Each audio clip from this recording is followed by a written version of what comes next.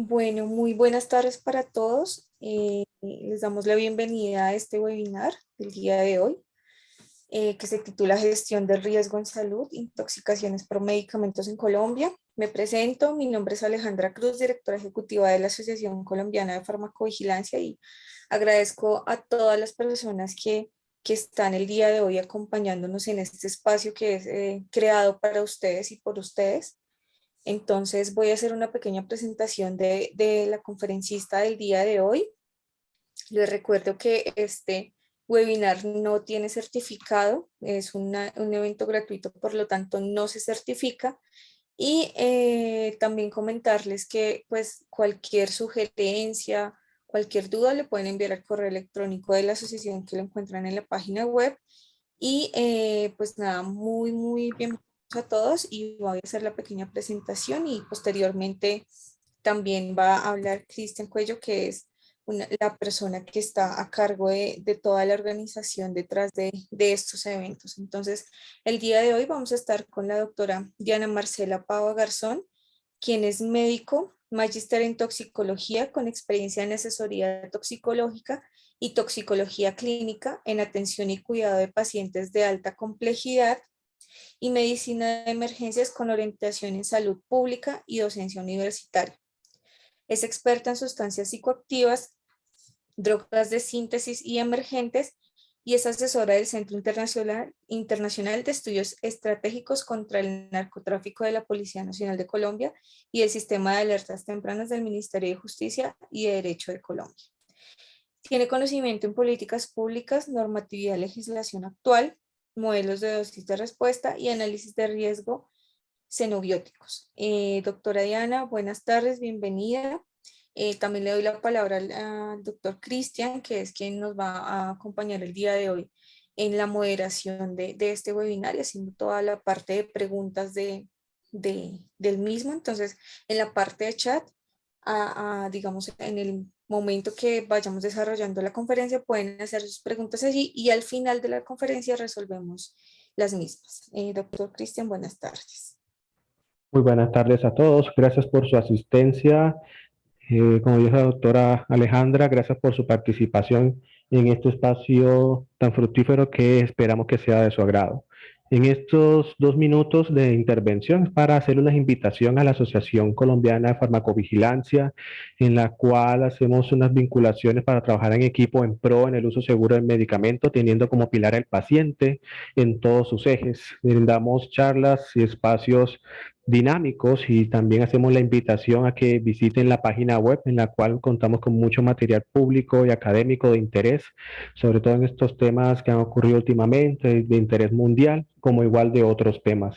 También organizamos charlas periódicamente como estos espacios que están encaminados a la comunidad en general, que como mencioné anteriormente, todo es el fin de la seguridad del paciente en cada uno de los contextos. También hacemos la invitación a vincularse en las diferentes redes sociales, en YouTube, Facebook, Twitter, Instagram, etcétera, que también al suscribirse podrán estar atentos o recibir notificaciones oportunas sobre información de interés. Esta es la participación que tengo para compartirles. Les cedo la palabra a la doctora Diana Pava por este espacio. Muchas gracias, doctora. El micrófono es suyo. Muchísimas gracias, muy buenas noches a todos. Qué grato es poder estar con ustedes a través de la virtualidad. Yo extiendo un saludo muy especial a todos los médicos, al talento humano en salud, a los farmacólogos y a los diferentes perfiles que se conectan en esta tarde del día de jueves, después de su jornada laboral, para poner un poco de atención a uno de los temas más relevantes que sin lugar a dudas la pandemia nos ha traído. También quiero extender un agradecimiento muy importante a Cristian debido a esa conexión y a ese interés en el comportamiento de los medicamentos y los antídotos a nivel de Colombia. Bueno, entonces en este momento que vamos a estar aquí a través de la virtualidad, vamos a hablar sobre gestión del riesgo en salud, enfocado especialmente en intoxicación con medicamentos en nuestro país. Realmente cuando vamos a buscar fuentes de información sobre el tema y hablamos de intoxicaciones por medicamentos, a veces falta de pronto discriminar cuáles son los agentes, cuáles son los entornos. Entonces, la actividad que preparé para ustedes el día de hoy va muy enfocada hacia esas políticas públicas, hacia esos actos administrativos que se han llegado a generar, a esos lineamientos de política que están en este momento gestionándose para contrarrestar las intoxicaciones, que muchas veces no lo vemos tan tangible en el diario vivir o en los servicios de urgencias en donde hay mucho servicio clínico, sino que de pronto en la parte administrativa se trabaja de manera ardua para que esto se conviertan en hechos y en realidades. Algo muy interesante que de pronto quiero compartirles es acerca del contenido que vamos a tratar el día de hoy. Inicialmente, pues vamos a hablar sobre ese concepto de gestión del riesgo. Yo creo que ahora está muy de moda. Demos un ejemplo muy cercano ahora con la emergencia o ese riesgo que se tienen de desastres y emergencias con el tema del volcán Nevado del Ruiz, con el tema de San Andrés, con los de Utah, con muchos desastres que de pronto vienen y la gente siempre piensa en que gestionar el riesgo está muy asociado a los desastres naturales. Sin embargo, la gestión del riesgo en salud y los estudios de evaluación del riesgo cada día cobran más importancia dentro del sector sanitario. De hecho, esta presentación y gran parte de lo que he aprendido a lo largo del actuar en el ministerio para el cual trabajamos, revisamos muchas cosas con la Dirección de Medicamentos y Tecnologías en Salud, al cual pues extiendo el agradecimiento por la información y por las orientaciones de política que, como ustedes conocen, en este momento se encuentra ya en el área jurídico uno de los avances más importantes en gestión de riesgos y medicamentos para Colombia. Lo otro interesante es el contexto en Colombia. ¿Qué hacemos nosotros cuando comenzamos a ver un comportamiento inusual de alguna intoxicación en el entorno de urgencias? ¿Será que si activamos las líneas de farmacovigilancia? ¿Será que de pronto si informamos al INVIMA? ¿Será que de pronto estamos muy ocupados con todo lo que vamos a tener que ver y a veces nos reportamos o preguntamos en algunos grupos de interés?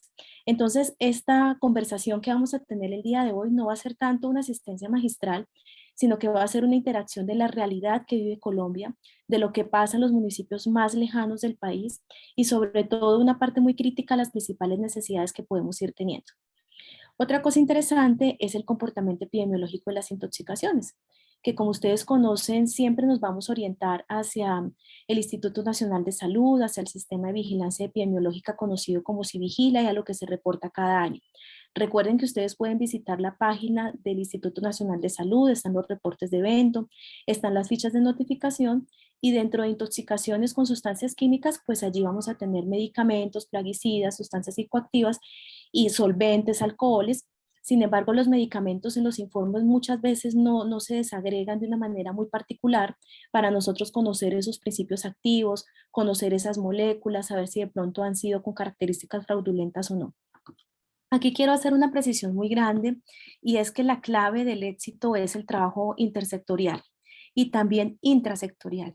Es decir, que si yo estoy en INVIMA o estoy en el Fondo Nacional de Estupefacientes o estoy en el Ministerio de Salud, muchas veces no sé qué hace la persona que está como muy cerca de mí, qué avances tiene. Y tampoco me articulo mucho con esas otras instituciones. Por eso ahora se están liderando varias mesas técnicas intersectoriales con unos resultados muy importantes que espero comentarles. Esto hace parte pues de eso, de ese comportamiento epidemiológico en el país. Pero también vamos a hablar de la importancia de los centros de información y asesoría toxicológica que tienen información muy relevante, pero que muchas veces la fuente de información para el universo que es el país, pues sigue siendo el Instituto Nacional de Salud. Pero nunca dejen de mano de pronto esa cercanía que se tiene a través de los centros, que puede ser supremamente valiosa. Lo otro importante es cuáles son los medicamentos implicados. Veníamos más o menos con un estudio de unos 5 o 6 años en donde el paracetamol o el acetaminofén pues era la molécula como más predominante en intoxicaciones con diferentes intencionalidades, con intencionalidad suicida, con intoxicaciones accidentales en menores de 5 años. Sin embargo, ya se están situando otras moléculas de gran relevancia, como la levomepromacina, como el trapadol, como los medicamentos isoaparentes o los medicamentos LASA. Y vamos a hablar de algunas características que se han encontrado. Otra cosa muy importante es que vamos a hablar sobre los entornos y sobre las medidas de gestión en prevención de intoxicaciones. Recuerden que la Organización Mundial de la Salud nos habla de una estrategia de entornos saludables y es muy importante que esa estrategia se acople a lo que nosotros hacemos en campo, en el entorno hogar, en el entorno institucional, en el entorno educativo, en el entorno laboral. Es supremamente clave que podamos revisar qué acciones se hacen tanto de prevención, mitigación y control para gestionar el riesgo en salud y conocer los modelos de gestión. Otra cosa interesante pues son las acciones del sector salud que muchas veces no son como tan divulgadas o que a veces no se incorporan a la práctica, la normatividad actual vigente y algunos retos y preguntas que podemos ir construyendo en conjunto. Bueno, inicialmente cuando hablábamos con el doctor Cristian, que de hecho tenemos un acercamiento muy importante en la ciudad de Cali, sobre la disponibilidad de antídotos, sobre cómo podemos gestionar que el químico que está en la farmacia en ese momento en un hospital de alta complejidad pueda tener una alta resolutividad ante las solicitudes de emergencias toxicológicas. Sin embargo, en este momento, como algunos de ustedes conocen, Colombia lidera la red de consensos de antídotos para América Latina y el Caribe a través de la red OSLAC, que es una organización bastante grande en la cual hacemos cooperación internacional. Yo pongo esta imagen porque cuando uno habla de gestión del riesgo en medicamentos tiene que tener acciones transversales. Lo primero es que los medicamentos en nuestro país tienen un comportamiento muy diferente a como lo hacen en otras regiones. Pongamos un ejemplo claro. Muchas veces vamos a Reino Unido o estamos en la Unión Europea o estamos en Norteamérica y muchas veces hay un dolor o necesitamos algún medicamento y no hay un acceso sin una fórmula facultativa. Sin embargo, uno hace el ejercicio, les voy a comentar algo muy particular. Siempre lo comento porque vigilamos mucho tramadol y muchos medicamentos de la resolución 0315 y estábamos comprando un antibiótico, ¿sí? Una amoxicilina en cápsulas. Sin embargo, al lado de nosotros llegó una persona para comprar 2 frascos de tramadol y la persona nunca le solicitaron una fórmula para venderle o dispensarle ese tramadol. Entonces, pues nosotros quedamos como aquí pasa algo. Normalmente debe ser con venta bajo fórmula facultativa, una prescripción. Y el tramadol, vamos a comenzar a hablar de que es uno de los medicamentos de los opioides semisintéticos que más dolores de cabeza en toxicología está generando. No solamente por las intoxicaciones directas de manera voluntaria, sino por el gran riesgo de dependencia que tenemos a los opioides, especialmente el tramadol. Pacientes que podemos ver diariamente que tienen un abuso de este medicamento, que de pronto no ha tenido una adecuada prescripción y que por una neuralgia al trigémino o cualquier otro tipo de dolor ya van creando esa dependencia, incrementando la dosis de manera importante y llegan convulsionando al servicio de urgencias, se les resuelve la urgencia, pero no tienen como un acceso adecuado a esas terapias de sustitución de las cuales vamos a hablar más adelante. Otra cosa que quiero pronto centrarlos con esta fotografía y con esta imagen es que está la cultura de la automedicación. Y esto es muy frecuente en Colombia. Y también de que la gente, y lo vimos mucho en SARS-CoV-2, todavía lo estamos viviendo, la gente tiene mucho temor de ir al hospital, entonces va a las farmacias. Cuando comenzaron a organizar desde el nivel ministerial todas las acciones para COVID-19, y comenzaban a hablar, en Tolima tuvimos 120 casos hoy, en Antioquia 230, en Risaralda 49, comenzaron a revisar. Yo era con un alto nivel de criticidad porque vivo cerca de muchas regiones de Colombia, o sea, estoy muy atenta a los territorios y nos damos cuenta específicamente que en estos territorios pasa en los pueblos específicamente, que las personas llegan y se autoformulan o que van a la farmacia y allí pues se hace una prescripción, entre comillas, que no debe realizarse de algunos medicamentos de estrecho margen. Entonces esto ha incrementado un poco más el riesgo de intoxicaciones. Sin embargo, muchas de las personas que tenían positividad para SARS-CoV-2 estaban haciendo filas en las farmacias para adquirir medicamentos para tratarse en casa.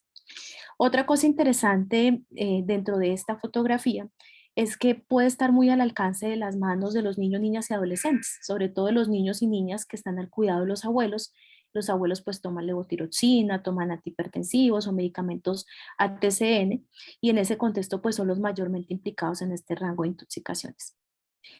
Bueno, aquí hay algo muy interesante y es que se han emitido algunos comunicados de prensa a nivel nacional. Recuerden que tuvimos, no es materia de esta conversación que estamos teniendo hoy, pero tuvimos un comportamiento bastante inusual con sustancias químicas y tratamiento de SARS-CoV, ¿no?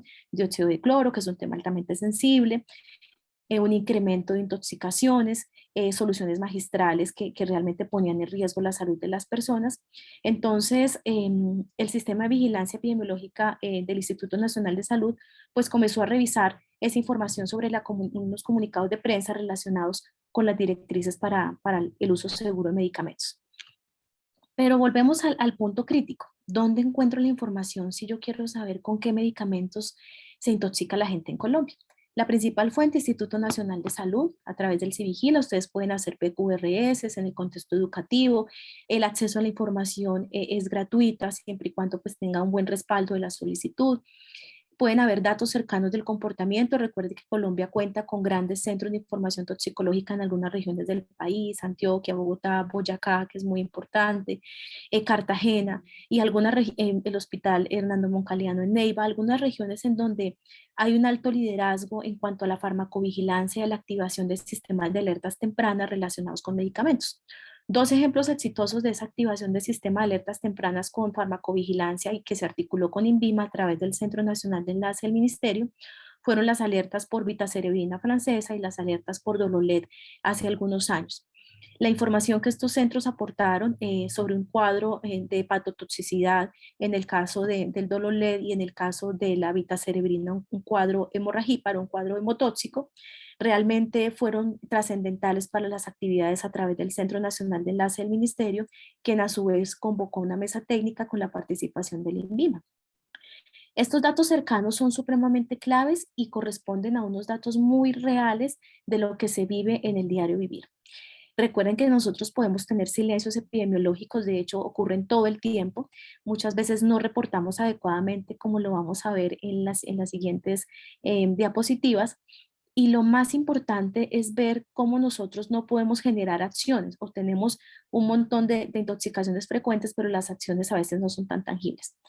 Y drásticamente se define en lo que les pongo aquí abajo, información para decidir o información para la toma de decisiones.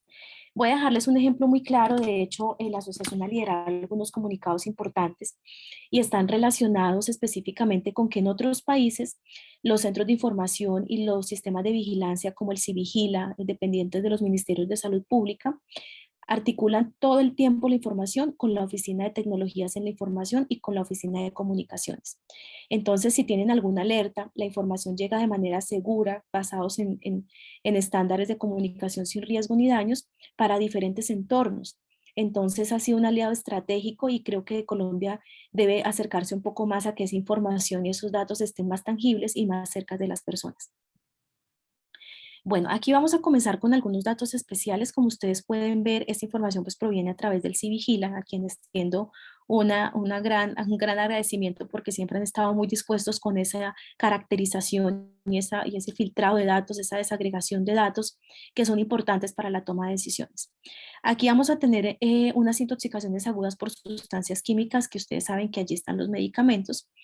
Están en primer lugar, ¿sí? Miremos el año 2018, el año 2019, el año 2021, y encontramos aquí algunas características especiales, y es que está en primer lugar los medicamentos, ¿sí? Ya vamos a desagregar cuáles de esos medicamentos están implicados, luego van las sustancias psicoactivas y luego los plaguicidas.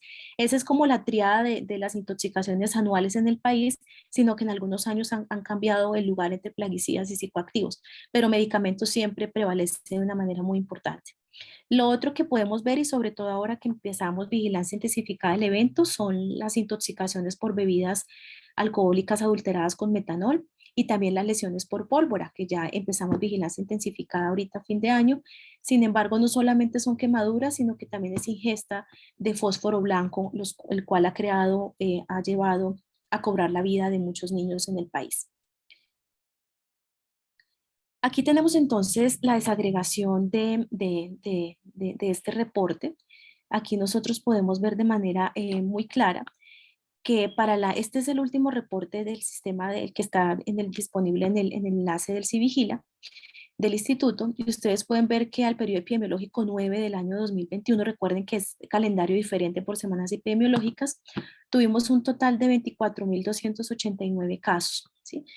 Lo cual pues es importante ver que las sustancias químicas pues están altamente implicadas. Cuando hablamos de algunos comportamientos inusuales en algunas regiones, pues vamos a ver de pronto factores como disponibilidad, acceso a servicios de salud, conducta suicida, consumo de sustancias psicoactivas. Los medicamentos son muy transversales en todo lo que tiene que ver con intoxicaciones de diferentes intencionalidades, y aquí lo ponemos. Accidentales con 4.574 casos, intencionales psicoactiva con 3.454 y desconocida con 1.554. Esto va general, para todas las sustancias que están implicadas en esta conducta. Algo también muy interesante es que los medicamentos, como están en ese primer lugar, recuerden que tienen unas variables de interés especiales. Sería muy interesante que nosotros pudiéramos ver en estos informes la categorización de estos productos por categoría TCN, que ya la vamos a ver, porque esto nos ayuda a acercarnos un poco más. Entonces vamos a ver que tuvimos un total de 2.886 casos en lo que va corrido del año. En los lugares de exposición, pues esto es muy general, vía pública, tenemos el hogar, tenemos también bares y sitios de entretenimiento nocturno, vamos a tener lugares de trabajo. Como ustedes conocen con medicamentos, la principal vía de exposición va a ser la vía oral. Hay algunas personas que también tienden a tener en la conducta suicida inyección o vía parenteral, en muchas ocasiones no intravenosa, sino intramuscular. Y hay un grupo etario de mucho riesgo y quiero que centremos acá la atención.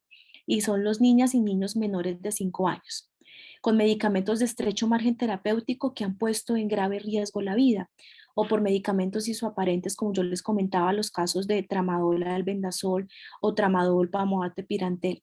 En este preciso instante se lleva a cabo unas estrategias muy importantes a través de la mesa técnica que les comento, con algunos llamados de oficio para poder corregir. Y realmente cuando uno va a una brigada de salud de pronto a un lugar donde tengamos población rural dispersa o comunidades indígenas o personas con analfabetismo, entonces que se les dé un medicamento para la parasitosis y que se les dé un medicamento para el dolor que sean isoaparentes, pone en grave riesgo muchas cosas. Y a eso hay que aunarle que en algunos de estos casos presentados, 9 casos analizados de manera muy crítica, revisamos que las personas sí sabían leer y escribir. De hecho, un caso muy complejo fue, creo que hay interferencia, Alejandra, hay como un micrófono encendido.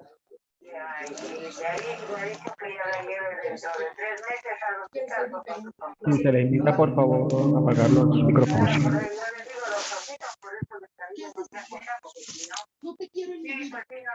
No lo puedes silenciar y yo vuelvo y activo el mío. Claro, le dijeras que no se puede también siempre lo de consultorio muy caro. Sí, ¿cómo se llama? Me dice que tu hermancito, bueno, para lo que tiene está bien. ¿Ah, sí? Sí, está bien, pues o sea... Gracias, Cristian. Me confirma si me puedes oír, ¿verdad? Así es. Gracias, Cristian.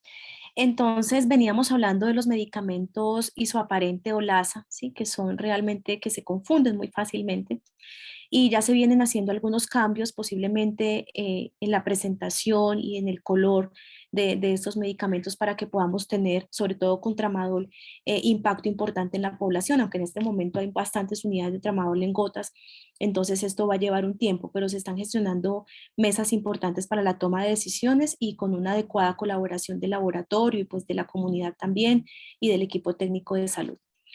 Otra cosa interesante con el comportamiento de las intoxicaciones por medicamentos en el país está en el grupo etario que radica entre los 14 y los 24 años de edad.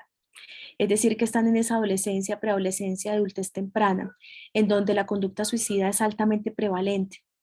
Como ustedes conocen, pues ya el Ministerio de Salud tiene un lineamiento de conducta suicida que de manera amable también lo dejaremos a través del chat para que ustedes lo puedan revisar.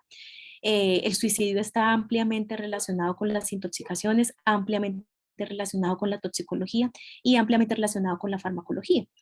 Y en esta situación vemos que las mujeres intentan más esta conducta, ¿sí? Y que los hombres lo intentan menos, pero obviamente los métodos van a ser un poco más asertivos. Dentro de los medicamentos que vimos en estos grupos etarios, encontrábamos anticonceptivos orales, omeprazol, amitriptilina, acetaminofén, pero ya lo vamos a desagregar un poco mejor. Algo muy interesante que quiero de pronto aunarle y felicitarle al equipo del instituto en la vigilancia que hace es que ustedes al final del informe ya van a encontrar un capítulo especial relacionado con intoxicaciones por sustancias químicas en infección por SARS-CoV-2. No son muchos los casos, sin embargo, pues aquí tenemos 63, 53, pero es interesante verlo, porque los pacientes que tienen infección por SARS-CoV-2 de manera que alguien les recomienda o han tenido un poco más de vulnerabilidad, son ampliamente pues, susceptibles a las intoxicaciones y al mal uso de medicamentos y a los errores terapéuticos, como vamos a revisar. Esas son las distribuciones de este grupo por entidad territorial. Pues tenemos Antioquia, Bogotá y Cundinamarca como las tres principales entidades territoriales. De manera accidental se registraron 19 casos, psicoactivo 11 y por automedicación 10. Nosotros esperaríamos que por automedicación tuviéramos un poco más de datos robustos o mayor cantidad de datos, pero muchas veces no se reporta. Les voy a volver con el ejemplo del dióxido, que no es materia porque no es un medicamento, sino una sustancia química. Sin embargo, hemos tenido bastantes imprecisiones en cuanto al reporte porque muchas veces queda como sustancia química y no se desagrega muy fácilmente para poderlo agrupar. De hecho, en un capítulo que hicimos a través de los centros de información con el Consejo Colombiano de Seguridad, un artículo publicado en la ATA, que es en la revista de la ATA, que es la Asociación de Toxicología Clínica de Argentina, los centros de información reportaron porque los sistemas de vigilancia pues no desagregaban que era dióxido. Sin embargo, pues va una segunda fase de la publicación que también esperamos compartir con ustedes. Y evidentemente pues de los medicamentos tuvimos 15 casos. También tuvimos la vía de exposición principal como la vía oral y el escenario, el lugar de la exposición, pues la casa. Bueno, dentro de todos estos escenarios no podíamos dejar de conversar esta noche, ya vamos a ir hablando de algunos entornos. Sin embargo, quiero traerlos a lo que estamos viviendo con COVID o estábamos viviendo al inicio, que fue bastante caótico. Ampliamente preocupados por toxicidad con ivermectina, muchos colegas y compañeros estaban alarmados porque hay personas que estaban utilizando ivermectina de uso veterinario porque no encontraban la ivermectina de uso humano y se tuvieron algunos casos. Sin embargo, cuando nosotros vamos a ver por si vigila, pues no podemos como hacer seguimiento o revisar qué es lo que está pasando con esos casos y cómo fue la evolución de los pacientes. Algunos de ellos con cuadro de neuro y hepatotoxicidad. Sin embargo, cuando vamos a vigilar a través del instituto, pues no era como tan fuerte la información. Esto se los traigo, esto es una cortesía de una de las colegas de Bolivia y de Argentina, y estábamos preocupados en el grupo de toxicología. Aquí convergen toxicólogos clínicos, convergen médicos con posgrado o maestría y doctorado en toxicología, y me parece clave esa sinergia porque estábamos muy preocupados por la combinación de soluciones que se les estaba dando al COVID. Entonces, como ustedes pueden ver en esta gráfica, tenemos vitamina D, tenemos ivermectina, tenemos otras sustancias que pueden estar pues muy asociadas a esos cuadros de intoxicaciones que vamos viendo a diario. En esta gráfica quiero traerles algo muy especial y es que cuando nosotros vamos a hablar de gestión del riesgo en medicamentos es todo un proceso en donde participan situaciones muy acopladas a Colombia. Cuando yo hago la revisión sistemática, reviso artículos, en otros lugares del mundo las estrategias de farmacovigilancia son un poco más estrechas, mucho más disciplinadas. Sin embargo, acá tenemos una cultura un poco diferente. Con la seguridad de los medicamentos a veces tenemos imprecisiones muy grandes en cuanto a la calidad. Tenemos una cultura de pronto conseguir medicamentos en lugares de una procedencia que no son muy adecuadas. Haciendo monitoreo de medios, ustedes conocen que se han encontrado medicamentos fraudulentos que se han incautado y que se ha hecho todo el proceso a través de vigilancia. Las vías de administración, si un producto viene para administración oral, pues tratan de ubicarlo por otra vía. La dificultad para la supervisión clínica, la parte de las clínicas de reformulación también son un alto riesgo.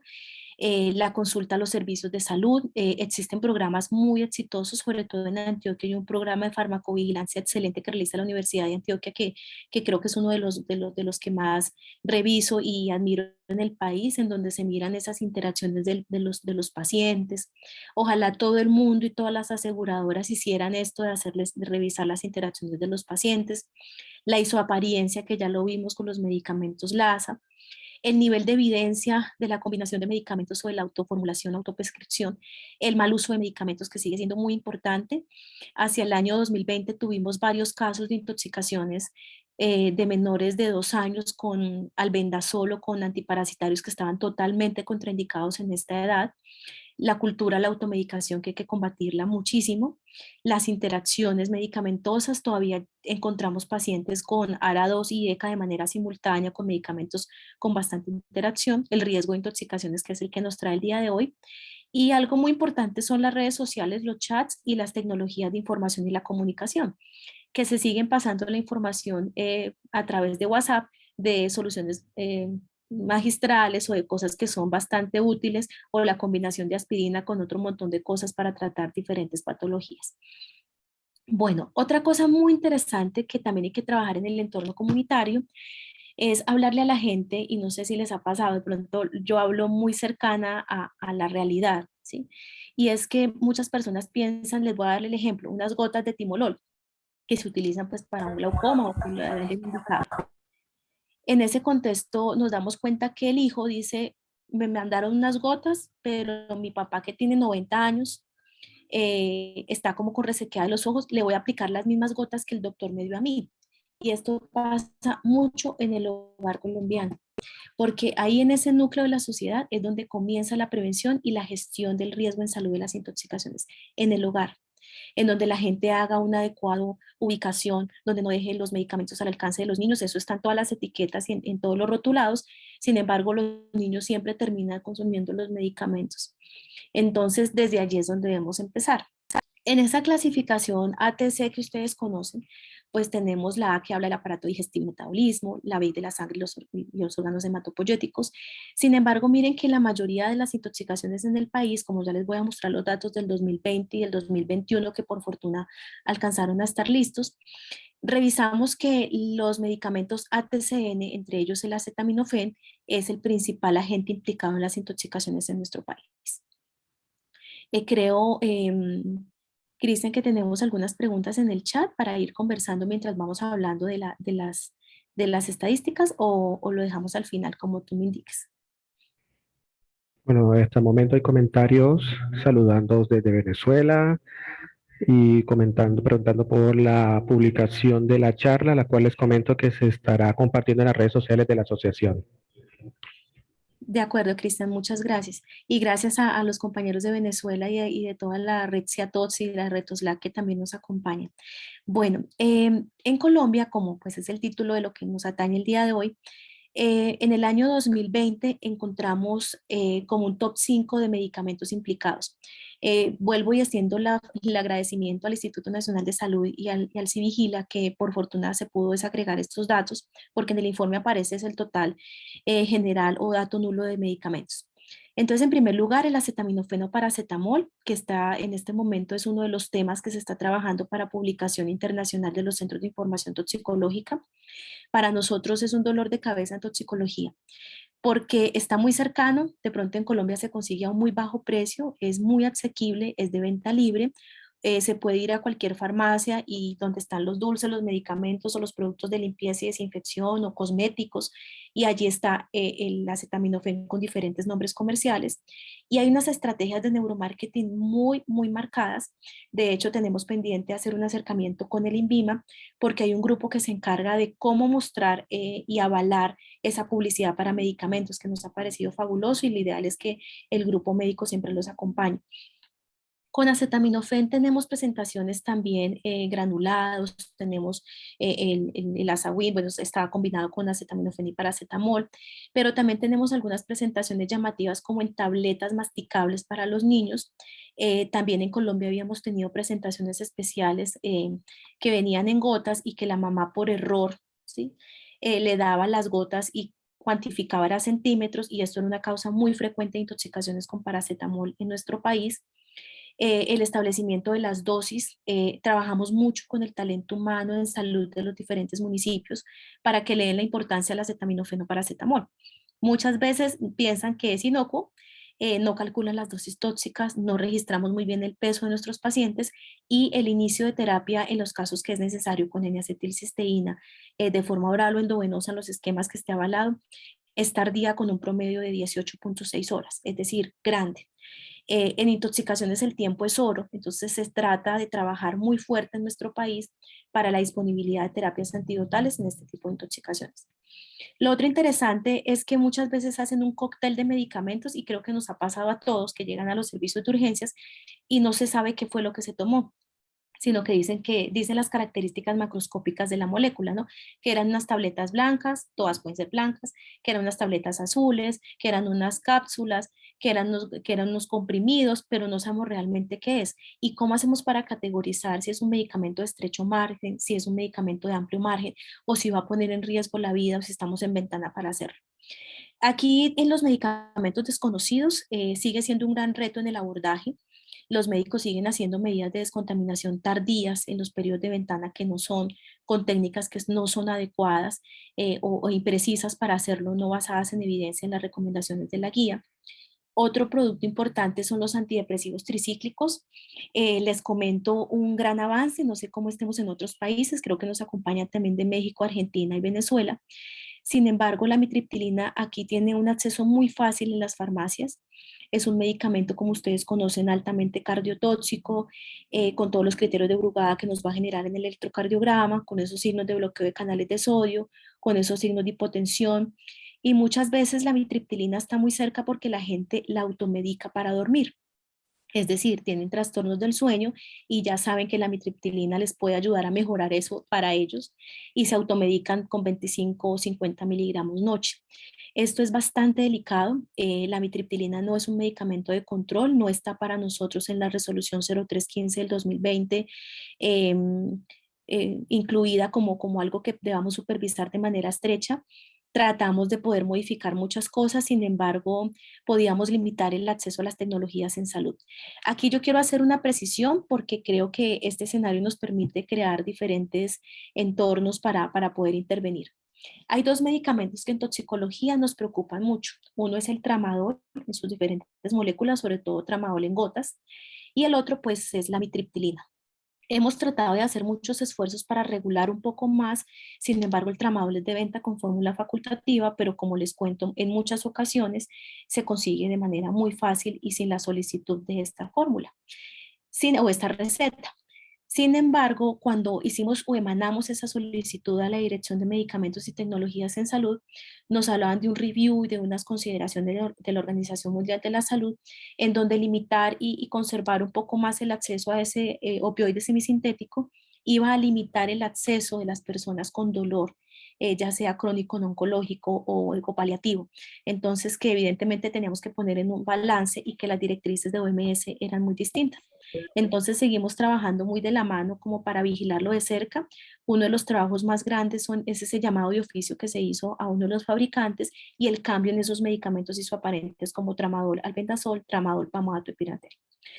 Otro medicamento bastante frecuente que se mantuvo en el año 2020, que se suponía que estábamos todos aislados en pandemia, es el clonazepam. Las benzodiazepinas tienen un mercado negro, por decirlo negro, por su fácil consecución en algunos lugares, en presentación de gotas y también como sustancias facilitadoras de delito, por esos efectos GABAérgicos que va a presentar, por ese efecto sedótico y hipnótico que tienen y porque se han visto muy arraigadas a las conductas delictivas, especialmente combinadas con bebidas alcohólicas. Otra cosa del contexto de las benzodiazepinas es el contexto de abuso, porque están siendo mezcladas y de hecho les comento que pasa mucho con los pacientes que consumen sustancias estimulantes como estimulantes de tipo anfetamínico, metanfetaminas, éxtasis, y tratan de bajar un poco el cuadro con esas benzodiazepinas. Ellos ya tratan como de regularse y mantenerse de esta manera. Algo que también hemos visto con las benzodiazepinas son las medicaciones en los trastornos de ansiedad y depresión. En este momento se lleva a cabo otra mesa en salud mental sobre los cambios con COVID en salud mental. Sin embargo, hay un abuso de benzodiazepinas en las personas que también lo utilizan para controlar la ansiedad y está muy implicado en conducta suicida en personas que tienen patología dual, que eso también es otro tema de bastante interés. Y pues finalmente el tramadol del que ya tuve la oportunidad de comentarles. Bueno, para los que somos aquí de Colombia, sabemos que somos un país megadiverso, pero también es un país con zonas rurales muy dispersas, en donde los centros de salud o la atención primaria es bastante lejana y pueden ocurrir muchas cosas en ese contexto. Aquí tenemos para el año 2020 en los principales entidades territoriales donde se presentaron intoxicaciones con medicamentos. En primer lugar, pues está Antioquia, luego sigue la ciudad de Bogotá, que es nuestra capital, luego sigue el departamento del Valle, Cundinamarca, que también presenta una alta tasa, Santander, Risaralda, que también, Barranca Bermeja y algunos otros lugares de bastante interés. Ya para el año 2021, que hemos tenido una reapertura económica, que el plan de vacunación ha sido un poco más amplio, en donde se está logrando avanzar en las etapas y todo lo que vivimos en el año 2021, seguimos viendo que el principal medicamento implicado sigue siendo el acetaminofén. Evidentemente por el acceso, por las altas ventas, por los trastornos de COVID y por todo lo demás. Lo otro es que hay dos grupos que lo registran como medicamentos, que son esos cócteles de cosas que toman que no sabemos qué es. Uno que es medicamento desconocido, o sea, hay una ambigüedad en la calidad del dato.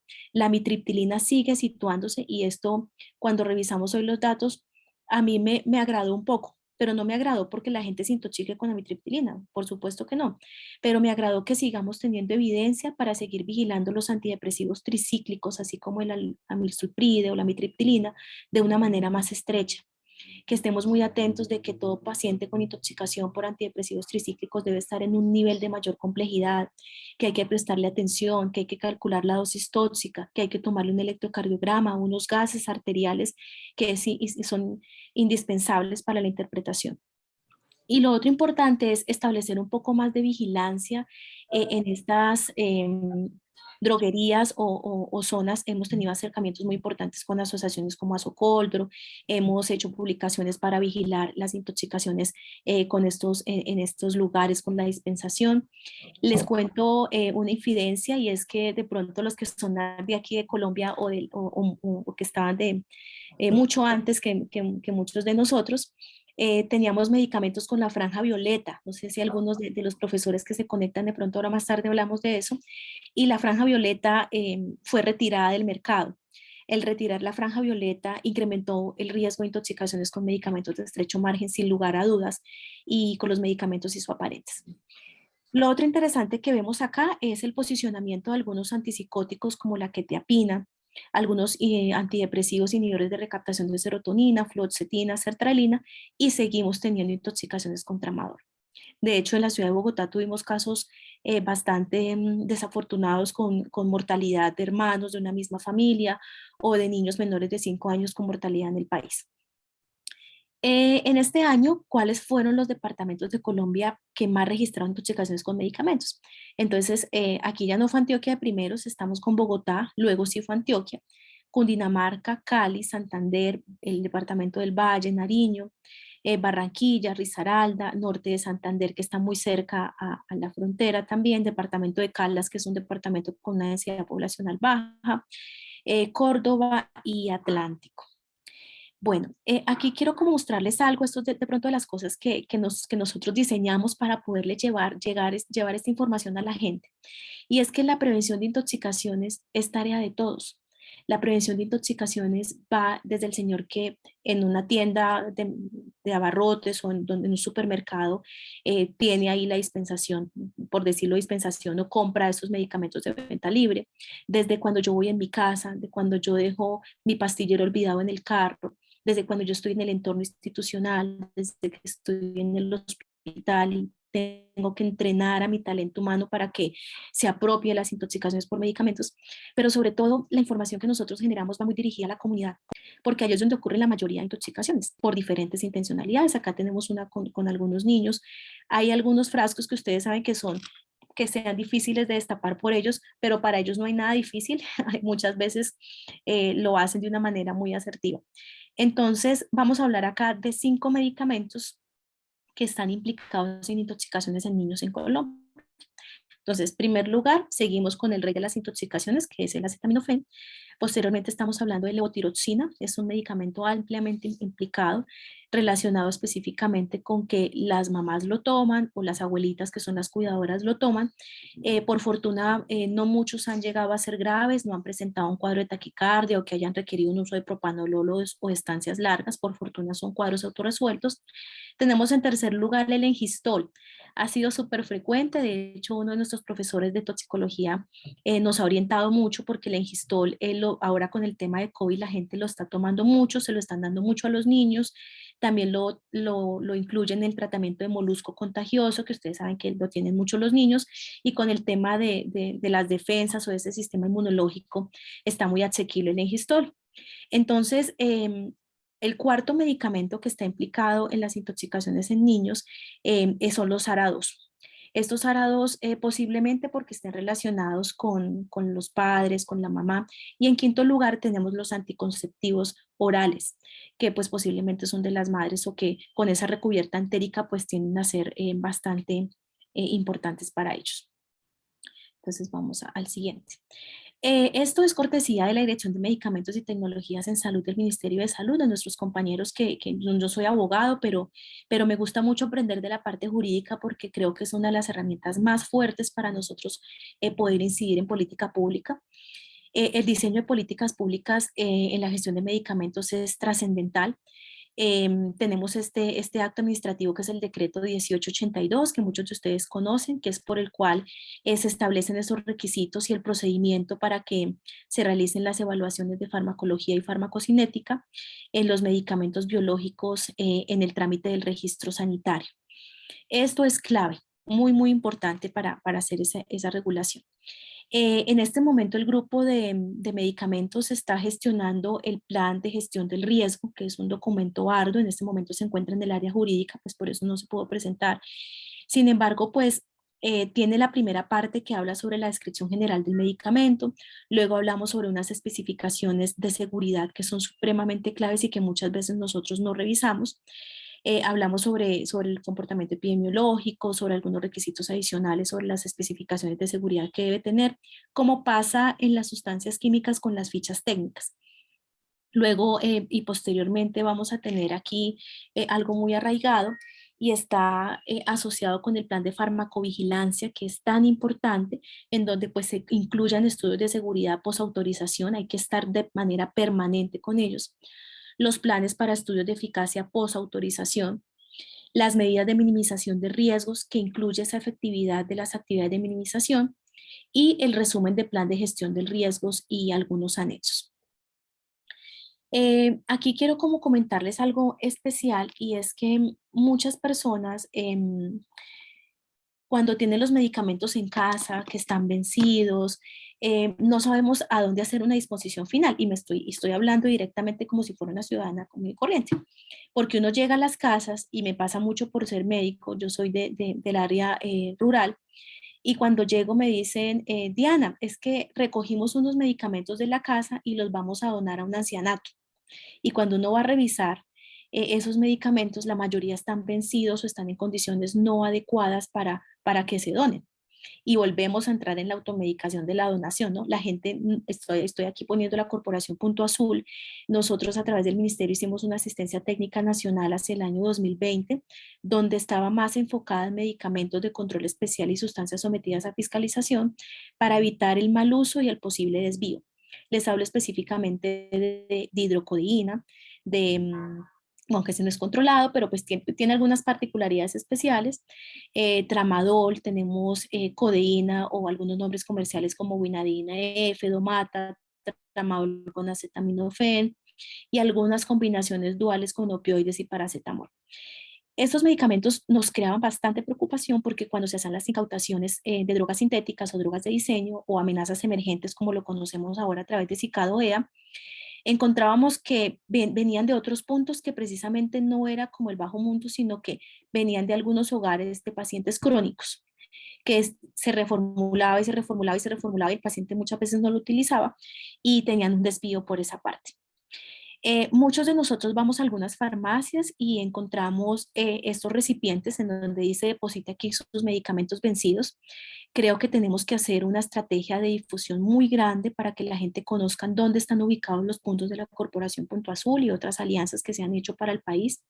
Pero sin lugar a dudas, pues esta es una de las acciones más claves en gestión del riesgo en salud. Bueno, Cristian, creo que aquí hemos como terminado algunos de los resúmenes que traíamos para esta conversación del día de hoy. Están por las redes sociales de la asociación. Estoy siempre como muy atenta en lo que les pueda ayudar y haberles podido recopilar información del diagnóstico actual de intoxicaciones en nuestro país. Muchísimas gracias, Cristian, estoy atenta de las preguntas. Muchísimas gracias, doctora, por este majestuoso espacio, por sus palabras y por todo este conocimiento vasto de gran interés. Sí, hay comentarios y le agradezco mucho al público de plasmar sus inquietudes en el chat. Voy leyendo, doctora. Primero de Pilar Pacheco, dice que en algún momento se va a relacionar la información del Instituto Nacional de Salud con los reportes realizados en Wikiflow como errores de medicación con daño. No te escuché lo último. y si los reportes del instituto con... realizados en Bigiflow, que es la plataforma reporte de eventos adversos, como errores de medicación con daño. Esto se está planteando en la mesa, sin embargo, no tengo ahora los elementos como para dar la precisión porque esto hace parte de la dirección de medicamentos, pero confirmaremos para esto. Pero sí, se está trabajando en eso. Es muy importante la unificación de esa plataforma. También Lo que quisiera, pasa es que les voy a precisar y me parece importante comentarle a la doctora Pacheco, y es que les voy a hablar desde la experiencia. A veces trasladar datos epidemiológicos de intoxicaciones de una entidad a otra, así seamos del mismo sector, es muy difícil. Tiene que hacerse por FTP, tiene que hacerse una adecuación sincrónica de datos, un cotejo de datos, pero sería clave. A eso es a lo que hay que apuntarle, pero esperemos la decisión de esta dirección. sí, también quiero complementar que en Colombia se cuenta la página web del gobierno llamado Datos Abiertos, en la cual hay una base de datos llamado Eventos Adversos a Medicamento, que eso se publica periódicamente, y ahí suben información distribuida por región de los eventos adversos reportados. Y hay una Súper importante. Cristian, ¿sabes qué sería interesante ver? Mira que eso es una vicisitud que tenemos, porque a veces ustedes ya conocen que las RAM están fuera de las intoxicaciones y a veces hay reportes que se cotejan allí, pero excelente el dato para la población. Muchas gracias. Sí, así es. También se hace invitación a conocer esa página. La siguiente pregunta de Rita Bautista dice, ¿cómo toman la medición para discriminar intoxicación de diferentes formas de eventos adversos? ¿Esta medición es homogénea en las distintas IPS? ¿Todas reportan? No todas reportan. Eso es real. Se supone que es un reporte obligatorio al sistema de vigilancia epidemiológica, pero no todas se reportan. De hecho, a veces tenemos duplicidad de información desde el lugar de origen hasta el lugar de traslado, pero cuando uno va a categorizar, evidentemente lo hacemos desde el talento humano en salud. Hablamos de las dosis, hablamos de la clínica, sobre todo aquí es donde tiene una gran importancia la caracterización clínica que vaya presentando ese paciente, los signos y síntomas, las dosis ingeridas. Entonces allí es donde se hace esa categorización y la diferenciación entre lo adverso y la intoxicación. También tiene otra pregunta, continúa, dice, ¿esa distribución de casos se relacionará con mejor implementación de seguimiento más que realmente prevalencia? A eso es a lo que le apuntamos. Como yo les comento, llevamos más o menos unos 8 o 9 meses trabajando de la mano porque a veces estaba como la parte de intoxicaciones muy solita, pero nosotros tenemos aliados grandes. Mira, en medicamentos de control especial, el principal aliado es el Fondo Nacional de Estupefacientes y los fondos rotatorios. Y en la parte de vigilancia para todo lo que son registros, farmacovigilancia, tanto INVIMA como el fondo, nos ha ayudado mucho la participación del grupo de farmacovigilancia de INVIMA, que está de manera muy cercana acompañándonos, y también de la Dirección de Medicamentos y Tecnologías en Salud. Entonces creo que no solamente es decir que hay prevalencias, sino que hay que tomar acciones. No fue fácil y yo creo que una de las acciones más importantes que yo les quiero comentar esta noche es lo de los medicamentos isoaparentes, caso tramadol albendazol. Es una de las cosas más grandes y los avances más importantes que se han generado porque siguen presentándose casos. Sí, importante ese tema que a nivel mundial complemento que toda esta información, toda esta base de datos depende del autorreporte o de los sistemas de recopilación de datos basados en reporte, la cual es muy fundamental la conciencia y la capacitación de todos nosotros como ciudadanos que estamos expuestos a sustancias químicas y medicamentos en esa cultura del reporte. Continúo con los comentarios. Saludos de Caterine Prada, saludos también agradecimientos de Catalina Camelo. Y pregunta de Caterine Prada dice, ¿existen reportes o datos de intoxicaciones con plantas o la asociación de estas con medicamentos? Sí están, pero están a través de los Centros de Información Toxicológica o CIATS. Colombia pues avanza en el Plan Decenal de Salud Pública y de allí la confirmación de la Red Nacional de Toxicología para que la información de estos centros esté unificada. Yo he tenido como mucha cercanía con los centros de información en Latinoamérica y ha sido muy importante ver cómo ellos trabajan de una manera más cooperada, más articulada, pero esa información de toxicidad por planta se encuentra asociada a medicamentos o que están en mezcla, se ve muy frecuentemente en los centros, en los diferentes centros de información. de glucósidos Ok. cardíacos, de oxalatos, de glucósidos cianogénicos. Entonces esto va a ayudar mucho.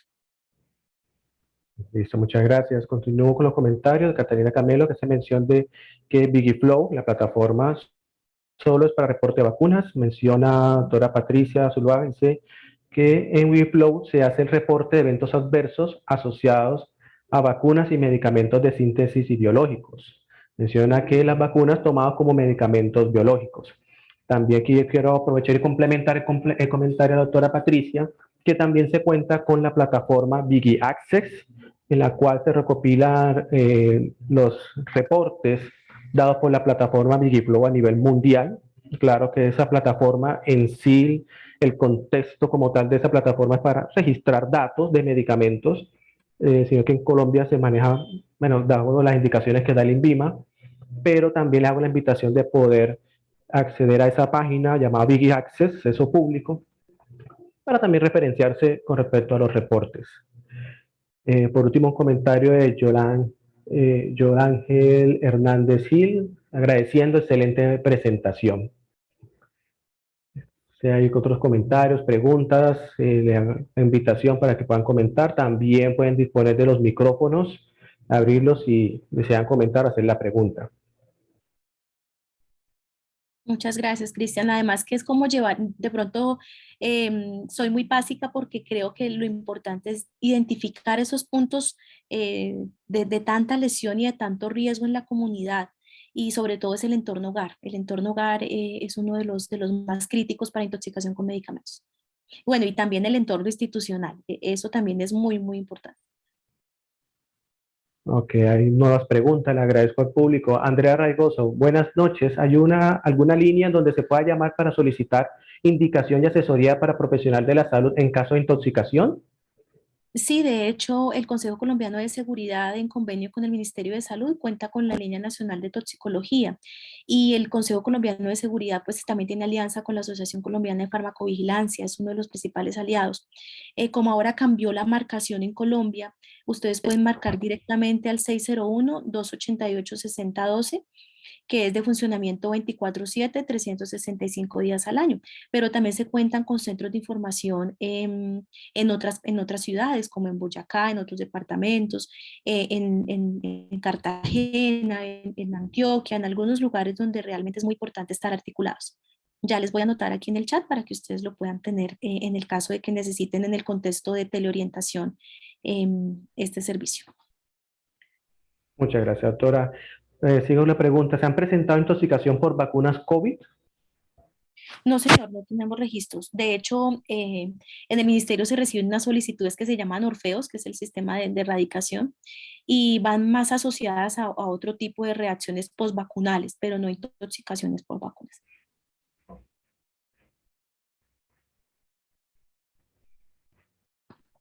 Ok, no hay más preguntas. Entonces, un último comentario, doctora, para dar cierre al evento.